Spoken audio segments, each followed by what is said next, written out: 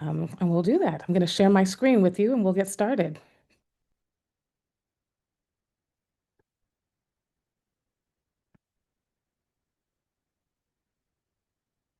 Here we are. So, as Paige shared, the title of our session today is Faith and Resistance and Having a Framework for Engaging in the Work of Justice. So, this has really been done through the lens of churches, groups, even individuals who are trying to find a way to engage in justice work, specifically through the lens of their faith and through the role that they have in their faith community. So you will see the word church, and I may kind of tend towards the word church sometimes, but I want to make that disclaimer right off the bat that we're talking about anybody, and all of this can be adapted for anyone. So I just kind of want to get an idea starting off here in the room. What would you say from your own experience is either the biggest barrier you or your church has faced or group? Or if you haven't begun work yet and you're thinking about it, what would be a barrier that you're most concerned about? And maybe just drop the number in the chat and I can kind of get a sense of the thoughts of some of you in the room.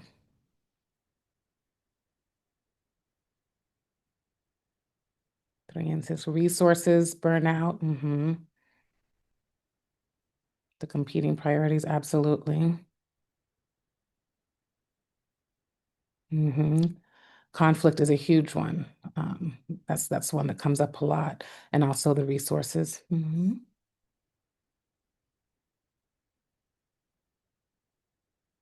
and 3, that's a common combination. Okay, I see 3 keeps coming up a lot too. Those limited resources. Those resources always come around to back us up, huh? Fear of conflict, absolutely. Hey, thank you for that. It's a good way to kind of set the tone and understand some of the things that are on your mind. Um, so our goal here today is really thinking about this through the lens of operationalizing your intention, right? I'm using the assumption, and I share this with you so you can see where I'm coming from with this. You've already made the decision that this work is important. So you don't need to talk about justice work being done. We don't need a discussion about whether or not the church or people of faith should be involved. If you're in this room, you've already made those decisions that you know that's important. So what we're thinking about today is what does it take to actually put into operation the things that you want to do and have them executed well? What are those barriers? And we're going to use a little bit of kind of business approaches in a way. I find that there are so many tools that have been created, so many approaches that have been created that oftentimes kind of don't cross over some of those sectoral boundaries. So we're not going full corporate, but there's a couple of great ideas that you can kind of pull and really adapt to what you're wanting to do.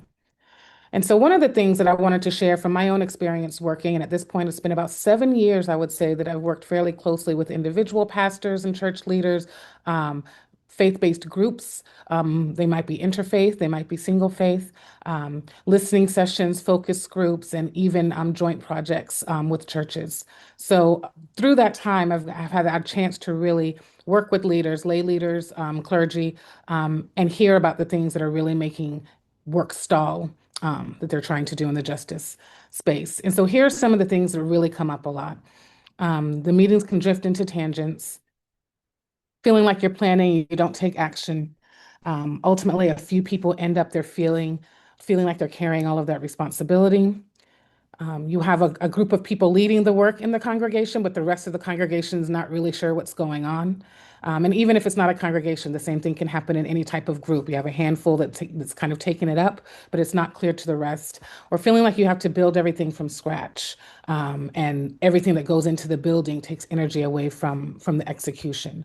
And this list is actually really common in any initiative with any body of people regarding any topic. So the good thing about that means that people have been tackling this for a long time and there's a lot of tools out there. So if we can get our hands on them and modify them appropriately, then we can adjust the things that you're wanting to do. So for today's journey, I wanted to put together kind of what is a simple framework for you to easily be able to take a look at the work that you're wanting to do and quickly evaluate it and identify some pieces that you can put into practice. Um, there are 3 areas that we're going to be looking at. Everything's categorized into either, or that kind of the flow that we're looking at is our purpose, what we're actually trying to accomplish, our capacity, what we already have to work with, and our engagement. And if these three pieces work well, they will continually flow into each other. A lot of times with an initiative, we're going to kind of start with that purpose, why we actually want to do this, what it's for, what we hope to gain from it, how we hope to impact the community. Um, and by knowing all of that, then we can gauge our capacity and see what do we already have. And capacity is kind of a broader word, right? We're using a lot, we're encompassing our resources in there, whether they be financial resources, whether they be human resources in terms of volunteers and congregants and leaders that are participating, whether it be some of our programs that are already going on, the facilities that we might have. So with capacity, we're thinking about everything that goes into executing something. And then with our engagement, we're covering a lot of audiences there. We'll talk about those, but when we engage, we're not just engaging the community, right? We might be engaging each other, our peers in the project. We might be engaging our church or group leadership, especially if you have a formal structure, if you have a chair of your group or a president of your group, an elected person that's in charge and make decision maker. Um, and engaging the public at some points. So you're engaging a lot of different people, and through that engagement, you're not only engaging them on the project, but your feedback from that engagement is going to feed back into your purpose again, and it gives you an opportunity to refine and expand. And as you move forward and your programming and your activities grow, you're kind of always going in a circle to where your purpose is informing your capacity, which is informing your engagement, which is coming back and reinforming your purpose or your expansion of purpose. So that this is the lens we're using today as we walk through things. You know? Now, the reason I wanted to pick these out and categorize them, that your purpose, you're asking the question, what are we trying to do? And what you get from it is the direction and the boundaries of your project, which is so important. Um, with the capacity, it helps you identify what's realistic and sustainable for your group or organization or for you as an individual. And then with your engagement, your main goal is you're building trust, you're building participation, and you're building momentum. So we're going to be actually looking at an engagement framework that's been developed by the International Association for Participation so that we can think about different types of engagement and how that can be useful as you are working with different audiences throughout your project. So let's start out with purpose. Um, Purpose and understanding your purpose for the work that you want to do is really your foundation for clarity. Okay, it facilitates productive and effective decision making, and it helps guide people in determining their role and involvement. So when we think about clarity, we're thinking about that process. A lot of times you've probably heard of the format of a mission, a vision, a goal, and objectives. It doesn't have to be that formal. Another tactic that I like to use, particularly in a little bit of a less formal space, might be your who, what, when, where, why, how. That's another kind of approach you can use. But the idea for this is really being clear about what is it that we want, how will we get there, who are we trying to serve, and answering kind of some of those core questions about the work that you're wanting to do. And by having that conversation early and making sure that it's clear, it really should serve as your foundation. Now, you all have heard this piece before. I know that this is not new to you in and of itself.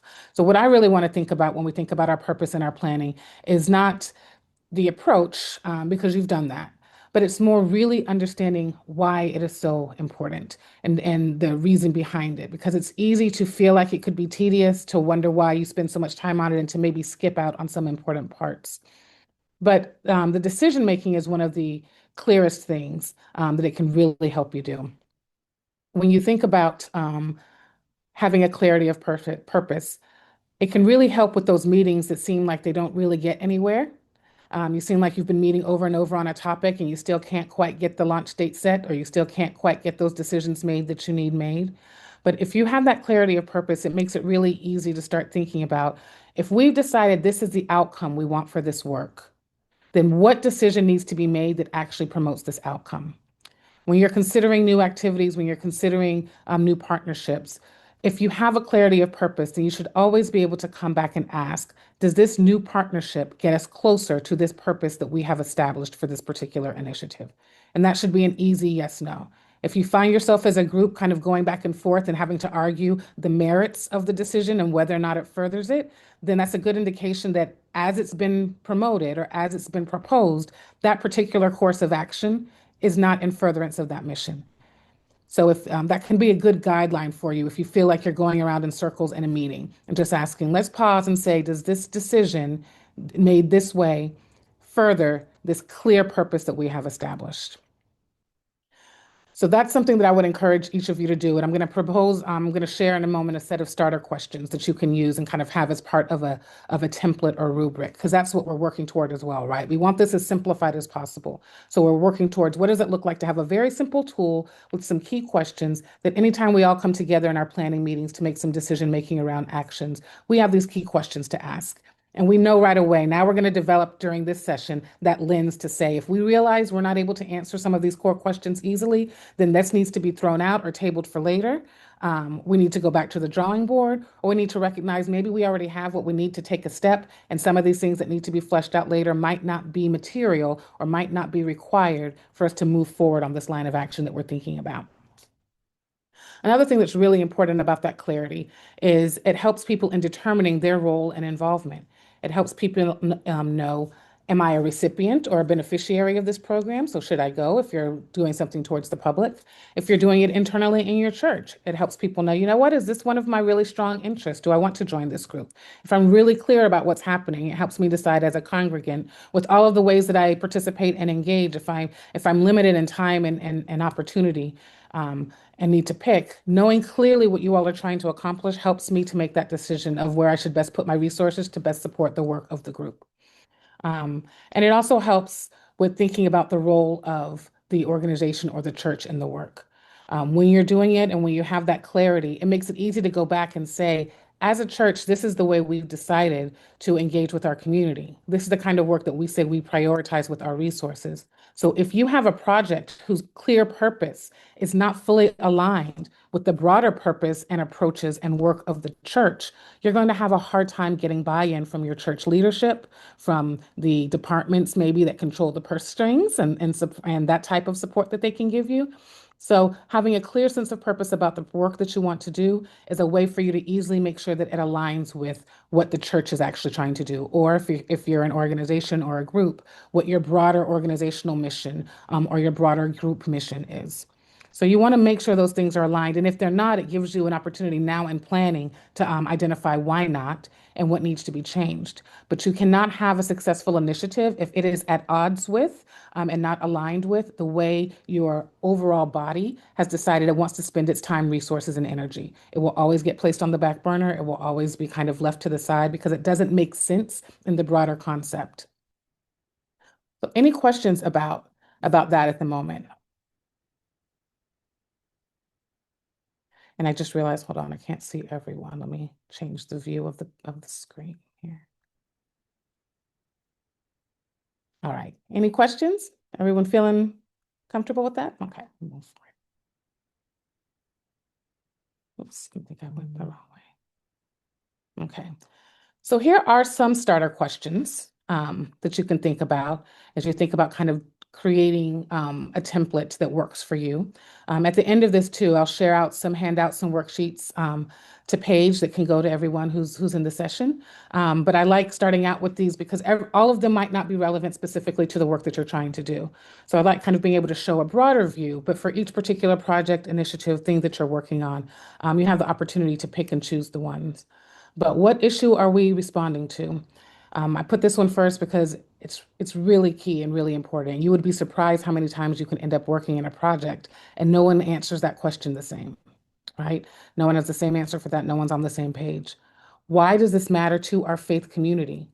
I think this is also a very, very particular, or excuse me, important question to want to address upfront if you're thinking about talking about this through the lens of faith, if you're going to be asking your senior pastors and your other leaders to also get involved and support you, then you want to be able to make that argument as to how it specifically relates to your faith, to your learnings, to your teachings, and the way that you already engage in the community. What is the role that you're prepared to play? And being clear about who it's intended to serve or support. Principles and boundaries that will guide the work. And so these are really two important categories as well.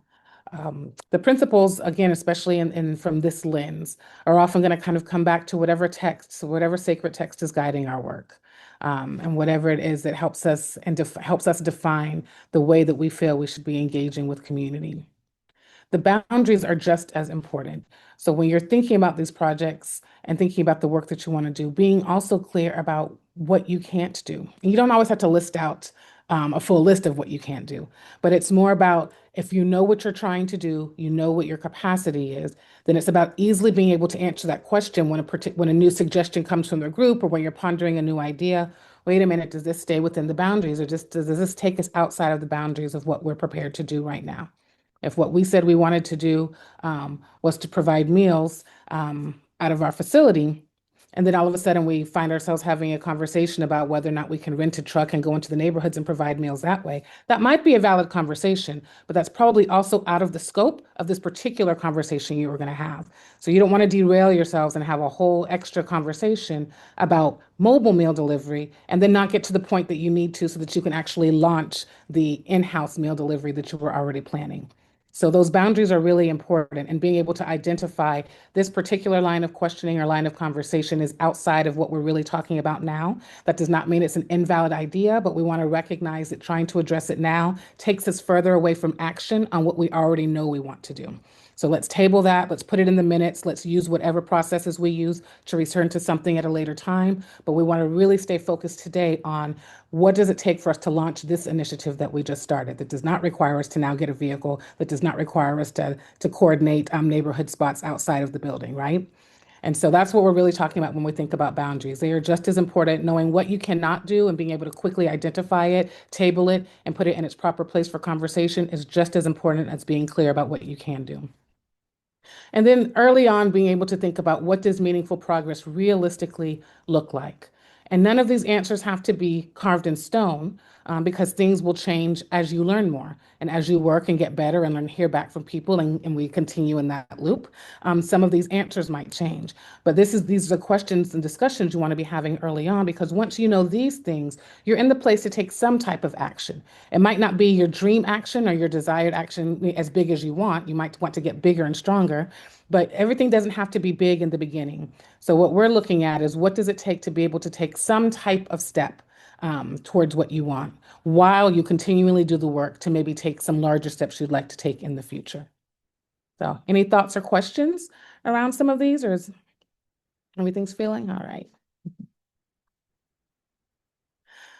So if anyone's willing to share, I'd like to take a moment for you all to think um, about a ministry initiative, something that you have either been a part of or just witnessed, maybe as a member of a group, that you have seen struggle to not really get off the ground the way it should. And we'll take like a few seconds to think about it. And I'd love if someone might be willing to share that experience with us. We could all learn something from it and talk it through a little bit.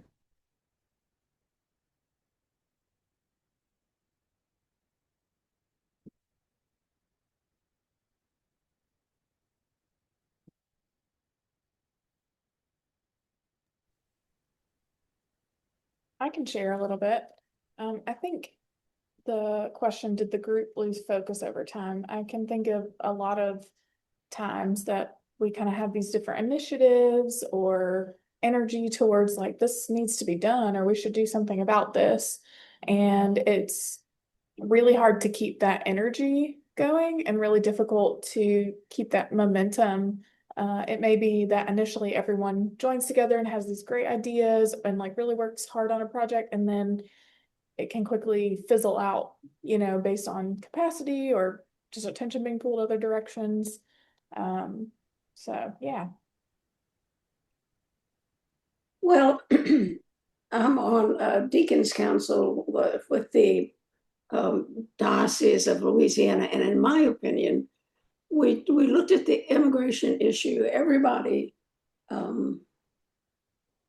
seemed to be on board, but I'm thinking that the fear factor was what really knocked it off the table. Now, there's some things that some of the deacons are doing on their own, but as a group, I think that, and that's when our administration was really pushing fear and disunity, and not that they have stopped, but in my opinion, the fear factor really killed. And now we're in another huge project that's taking up much of his time. But I intend, Shauna, Yes. okay, I intend to bring that up after we get done with this project that we have, uh, to see if something can get off the ground. Thank you for sharing that. And one of the points that you made about um, see things seem like people are on board, but then when it comes down to it, it turns out there are a lot of fear. There's a tool, and I'll go ahead and talk about it now because it's really relevant to all pieces. We'll come back to it when we're talking about capacity in a moment. But I really always recommend, and when I'm working with groups, it's one of the things I often start with. It's kind of an internal audit, an internal assessment. So I put it with a capacity because we're often looking at what do we have, but it's also a great way to think about um, how are people feeling. And so when I've done this with other groups, I've done it primarily in a survey form. We do it anonymously.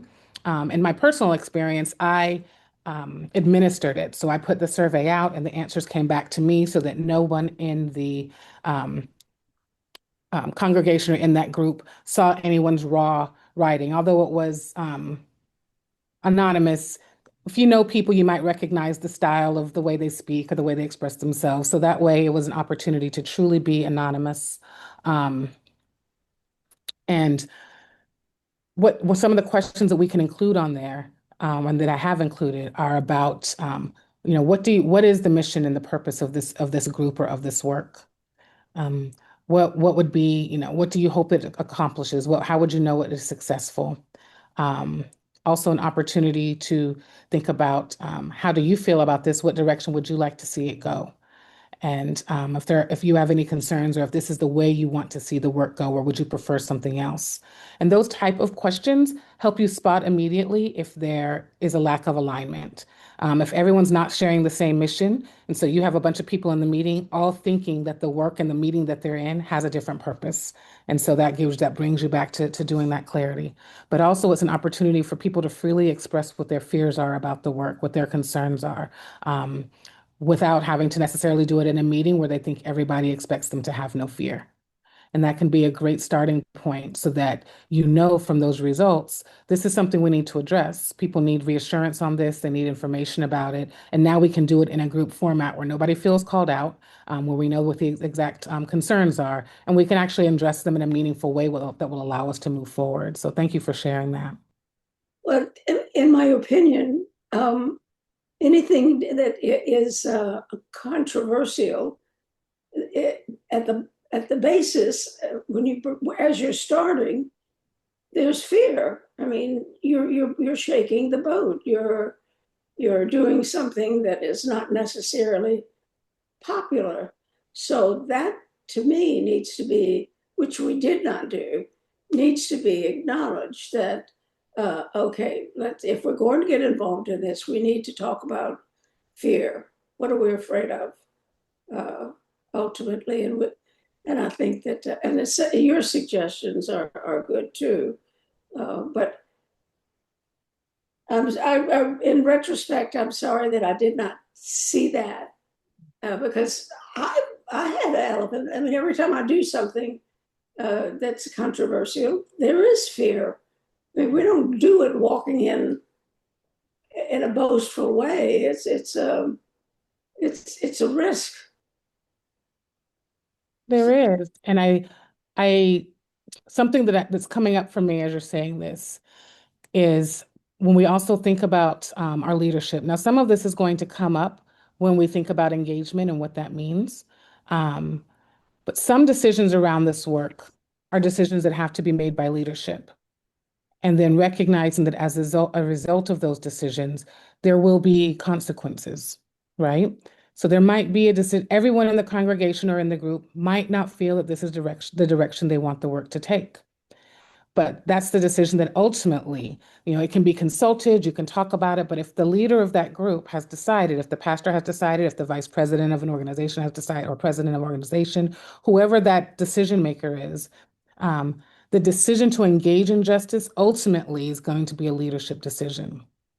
And so you might be informed, the congregation might come to you and say, we're itching to do this and we haven't been doing it. And say, oh, you know what? I just never thought about adding that to our work formally. Yes, let's do this. But you might also have a leader who's saying, I don't know if the congregation is ready, but I feel called that right now is the time for our church to do this. And I might lose some members if I do this. So am I ready to take this stand? Um, and it might be really calling on them to make a decision that might have some severe impacts on church membership, on reputation in the community. But at the same time, it's not always negative, right? If you're losing, you're also often gaining new people in the community who are looking for a church and a pastor that was finally saying that.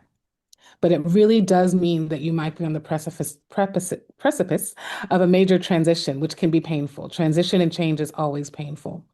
And so that's one of the things when we think about engagement, we'll come to that. But one style of engagement is simply informing. We always think about collaborating, but sometimes you simply need to inform. This is who we are, this is what we're about, and this is the journey we're about to embark on as a church or an organization or a group.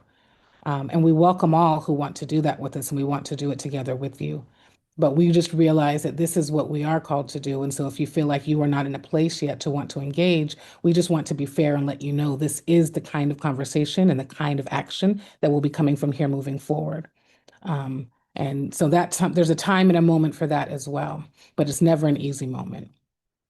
Do these sound like familiar challenges that you all have also experienced? And I so apologize. I'm just getting this flashing warning here. Let me make sure. I think I need to plug in. I apologize. I'm in the. Ah,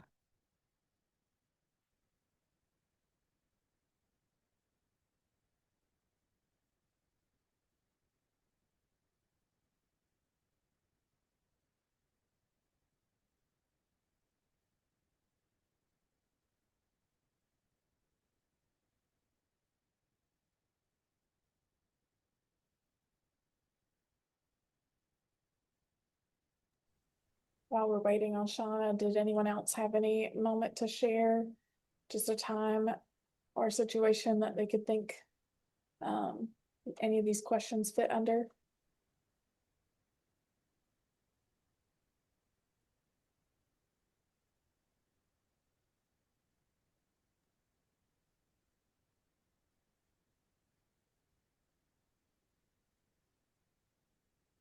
okay, we're back. My apologies. Take No my. worries, no worries. All right. No further sharing, no other thoughts? Well, then we will move forward. Oh, Joanne, did you come off mute or were you already? Okay, I just thought Joanne, you were about to share something. So the next piece of this framework that we're thinking about is the capacity piece. And so again, when we think about capacity, we're encompassing a few different things. But the first thing, or one of the things that we're going to be doing in this section of it or in this part of your framework is rethinking your resources. And one of the tactics, again, we're talking about specific tactics so that you can move toward action, get out of that in thinking mode and get into action. So starting with what already exists can be a really useful and practical way to get into the work without feeling like you're always having to wait on the next grant to come in or wait until we can have that congregation meeting so more people show up to volunteer or wait until we find out whether or not we're going to move into that bigger building that's going to allow the program to take off. There are things that you can always do without having to necessarily wait on that. But when we do that, we also want to make sure we're not moving too fast into territory that we're not prepared to take on a leadership role in or take on a particular type of role. And so another thing about thinking about our capacity is looking at our relationships and potential partnerships as part of that and using partnership as a core strategy for work. Partnership as a core strategy is also a really good way to be able to engage in something pretty quickly because then you don't have to have the or the internal expertise on the topic, but you can partner with someone who does have that. And maybe your group or your church can serve as hosting or organizing or facilitating the sharing of that expertise and work that's done by an external organization that has that. A lot of times, groups and churches can feel like they need to be able to provide everything that is needed for the community in order to jump into that. But if what you think is needed is a conversation or a deep discussion about a book, or even facilitating some difficult conversations with the community, whatever it might be, you don't have to have the capacity to do that in-house. If you can provide the space, the time, the organization for it, and then partner with another person that can actually facilitate the activity itself. And so I think we think about this on some things, but we probably don't think about it quite enough. What does your true ecosystem look like? And are there some potential partnership opportunities that we're not looking at? So when we think about what you probably already have, um, the relationships, the community relationships, you probably have a level of trust. You probably have some level of volunteers. And there are skills and expertise, and this is going to come back to this internal audit. What do you know about the skills and expertise that you have in-house? Something that can be unique about a faith-based, community-based, church-based group is that you're all coming together because of your joined love for your faith, but you all have outside lives that you might not be quite as aware of because when you come together, you're focused on your faith, you're focused on the work of the church or the work of your organization. So you might not know that somebody is a secret expert in some other areas and what that looks like. So, Numa, do you have historians on board? Do you have writers that are in the congregation? Do you have retired teachers? Do you have people that play instruments, but they're not in the choir and don't perform for the church? So maybe it's not common knowledge. But what other types of resources and skills and expertise do your group members bring that might not be as obvious or might not be on display? Um, and then we actually start thinking into the specific types of capacity of the organization or the church. What are the existing ministries? I'd like to bring this up because ideally, and especially if we're thinking about things related to social justice, you wouldn't have to have a separate group, right, to deal with that because if we reach the goal that we want to reach, then it's just so natural we never think about it. Have any of you ever been a part of an organization that had a committee for the rights of people whose favorite color is yellow? I haven't either. And then we think about why wouldn't we have that type of a committee? Because it's just not going to occur to most people that the needs and the rights and the wants of everyone else would be different for people if their favorite color is yellow. It's just natural. It would never even cross our minds. Oh, their favorite color is yellow. Then I don't know. Should they vote? Like, what does that mean about their judgment? Why are they picking yellow? Should they be eating the same meal that we eat, or do we need to do something special and different? Do they eat it? It doesn't occur to us. So when we think about justice, we're really wanting to get to a point where some of these other issues, right, are also, it just doesn't occur to you that someone who is blank would have a different need or need to be treated differently. We wouldn't have to uplift their needs because we're not automatically suppressing the needs because your favorite color is yellow. So clearly that's a silly example, but that's where we're trying to get. But a lot of times for that to happen, the work has generally starts within a group or a committee. We have committees for anti-racism, we have committees for civil rights, and we have committees for all of these things because unfortunately it has not been assumed that everybody should be sharing equally in the way that things work or the benefits that there are. So I say that to say that when we think about where we want to get to, then you want to look at your existing ministries and be able to ask yourselves, is there anything about the way that our ministries operate that are not in line with where we would want to be? Or is there anything that they are already doing that could be expanded just a little bit and might take a lot less resources to expand that ministry than to try to start a brand new project, right? Is it already aligned? Now, again, you're not wanting to drift from mission. We're always staying clear to our purpose. But since you have an overall desire to support justice and probably be practicing justice internally, then there are probably a lot of things that you can do with existing ministries that would take a lot less work up front because you already have some type of infrastructure in place. You already have people working on this. You already probably have some tools and some finances aligned with it, but you may not just be recognizing full opportunity to take advantage of that. If you already have a website and communication channels, then are there additional messages that you could simply add to that now without it having to be a whole communication initiative around justice, right? Are there things that you can talk about now? Do you all How do you respond to things that happen in the world? And if you already have somebody that kind of does some writing and talking about that, can there be some other topics that they include in that body of writing? And so now you're getting engaged and something is moving without it having to require you building up a completely new infrastructure for this new area of work. Um, Again, your space and facilities, and we talked about communication channels and your community credibility. You already have all of these things. And so it's really thinking about how can we use some of this to go ahead and take a step while we're doing the work to prepare for things that might take a larger step. Does anyone have any thoughts around this, or have you ever seen anything kind of an underutilization? We'll talk about that in a minute, but. Hey, Shauna and Paige, this is Caroline. I've got my camera off because I'm driving. One of the things I would think about in terms of the volunteer piece is recognizing, like, tapping somebody's talent is a beautiful thing. It does not mean they have to be a part of the planning committee. So thinking of volunteers in terms of particular tasks sometimes, to say, would you do this time? Because I've found a lot of times that the assumption is they're going to then be on the planning committee by the committee, and that's not their interest. They're happy to be invited once. They may come back, but they're not looking for a weekly or monthly meeting. Excellent. Thank you for sharing that. And I think that could be even extended and combined with your relationships. What other places might you be able to get one-time or short-term temporary volunteers from based on your relationships? That again, they know this doesn't mean it's a long-term commitment to your program, but you can get the hands and support that you need for that evening, and they don't have to come directly from your congregational organization. Can they come from a partner or someone else in the ecosystem, someone else in the community that's aligned with that work? So thank you for sharing that. And that can be with other resources as well, right? What other capacity can you borrow in such a way that people are not concerned that it means a longer commitment if they can't do that, but you can take advantage of shorter, smaller commitments of time and energy that people are able to give? Because a lot of people do want to support, and those limitations of time are what hold them back.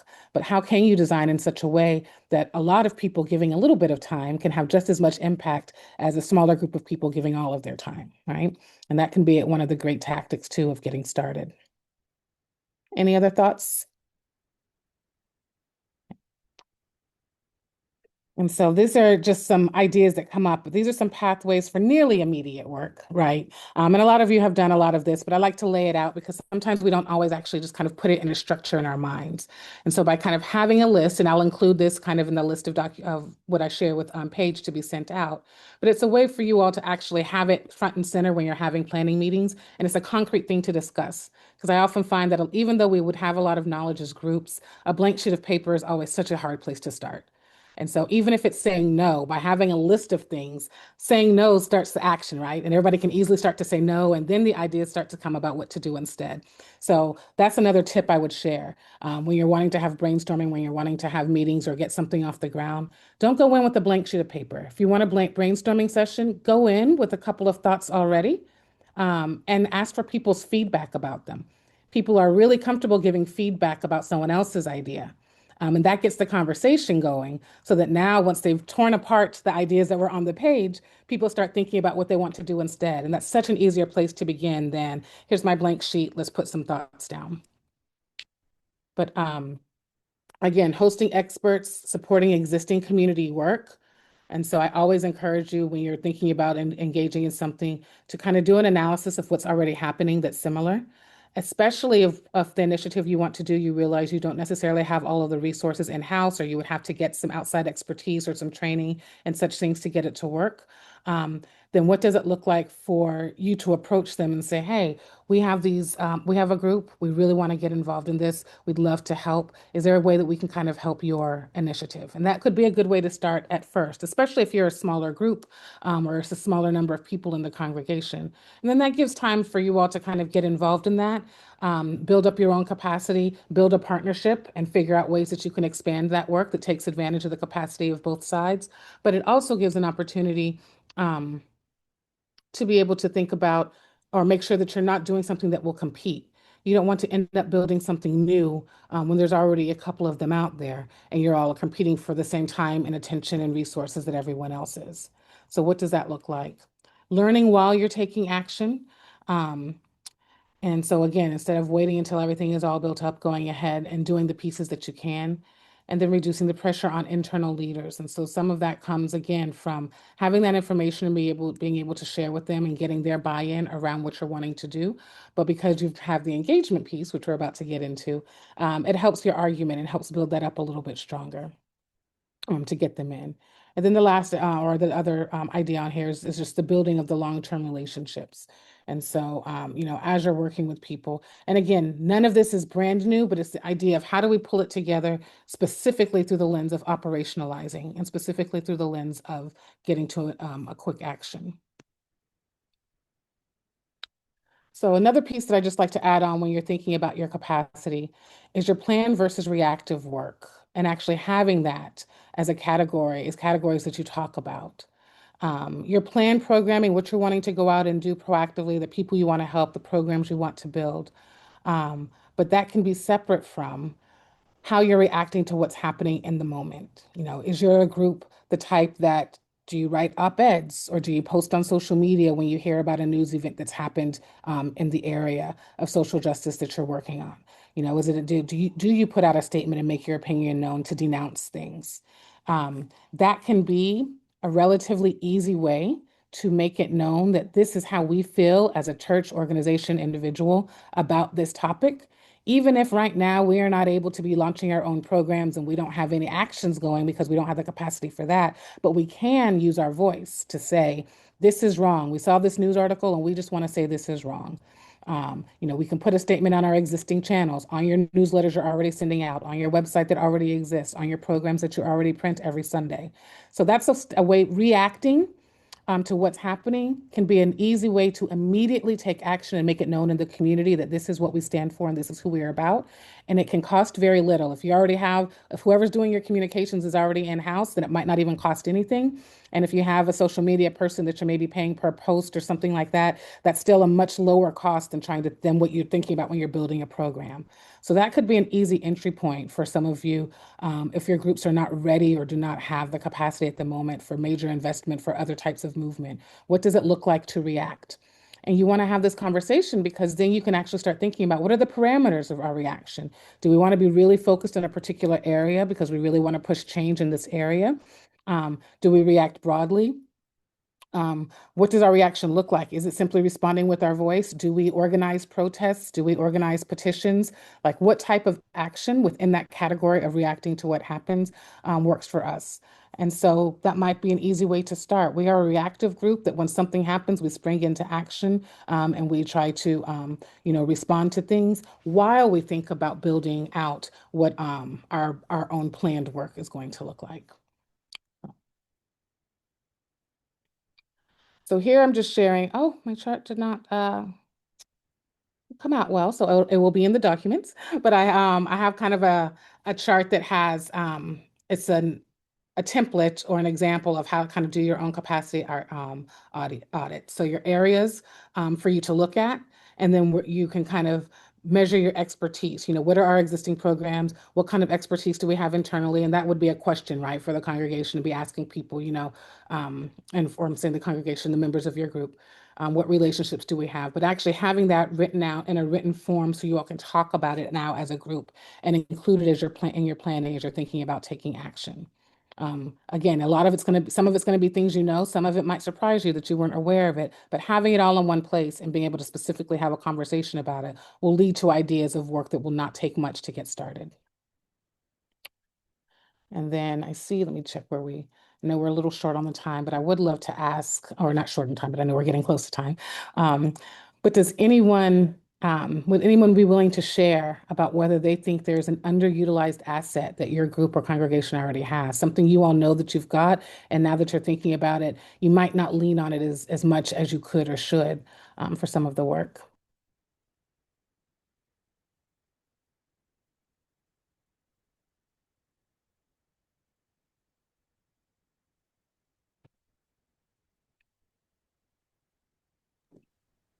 I don't have an answer, but I really love the question and I'm going to chew on it for a bit.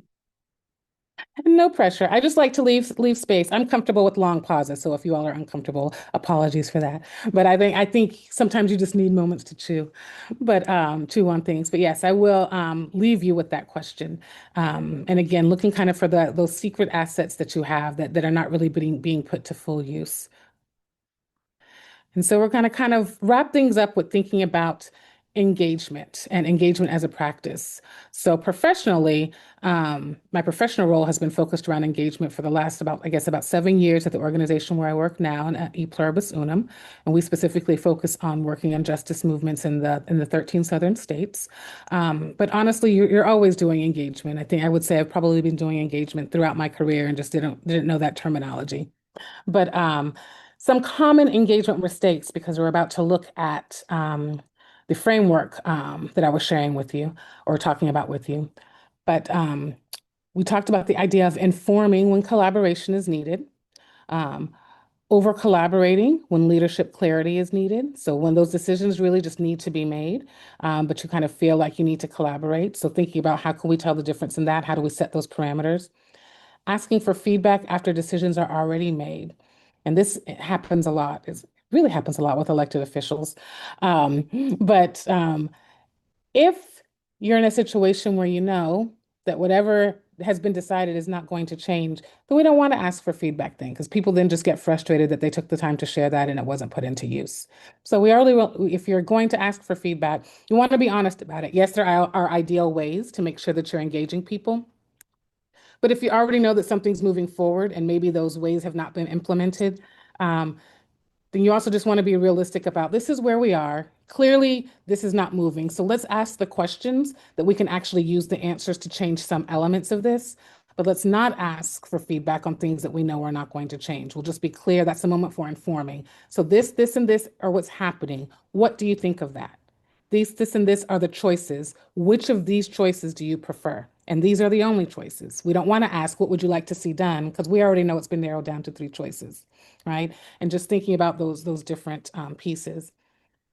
Failing to engage impacted communities. And so we hear about that a lot. I think that's become, fortunately, that's become a much more important conversation and a much more mainstream conversation.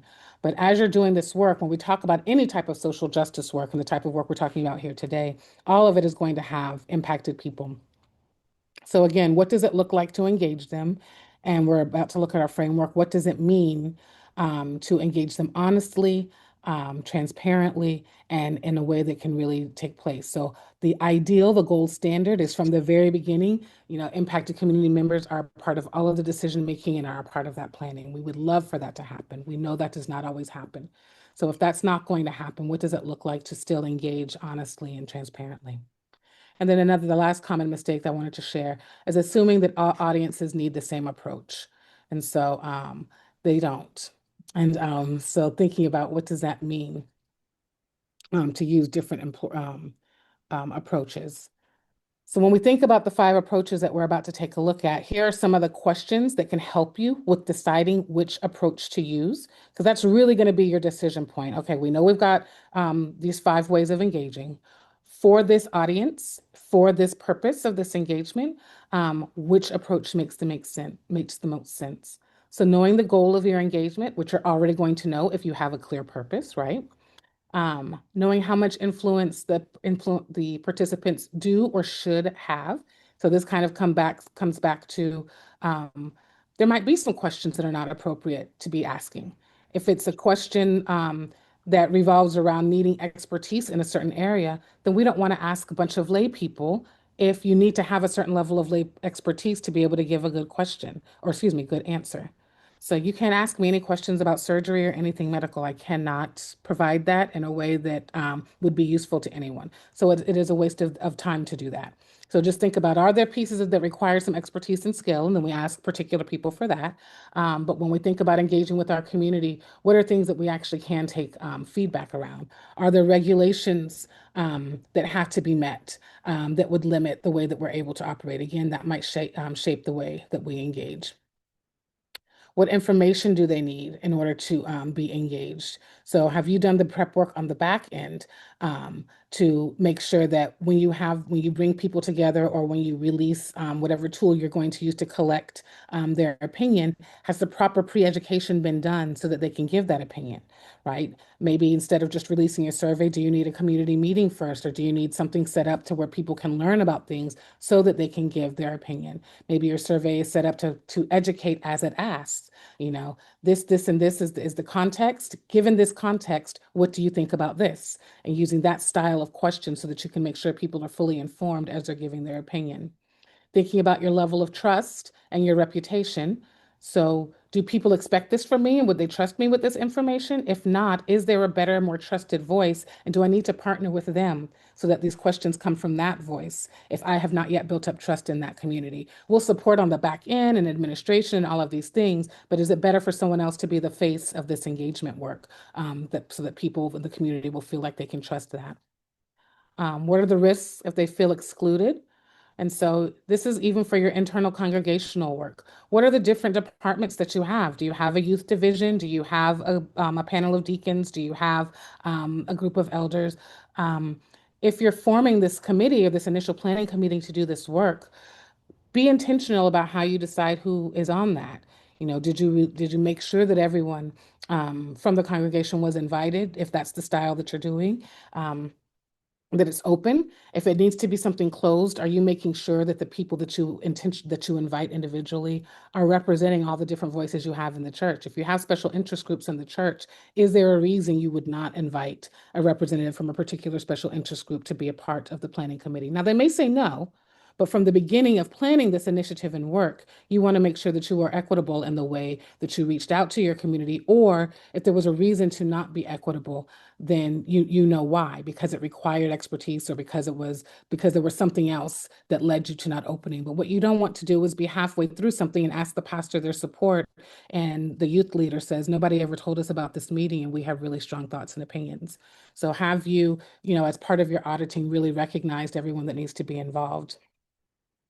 And then thinking again about the decisions that have already been made and the decisions that are open. Some things, programs, initiatives you might be building from scratch and no decisions have been made, and those are really out there on the table for you all to discuss.